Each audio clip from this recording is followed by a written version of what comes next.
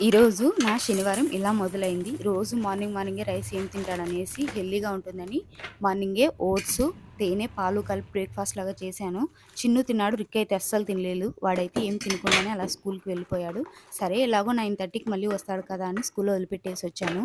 Ricky ఎప్పటినుంచో gobi rice చెయ్యమ్మా అని అడుగుతూనే ఉన్నాడు. ఎండలు కాయలు ఎక్కువ పడుతుంది. ఎందుకని అవాయిడ్ చేస్తూ వచ్చాను.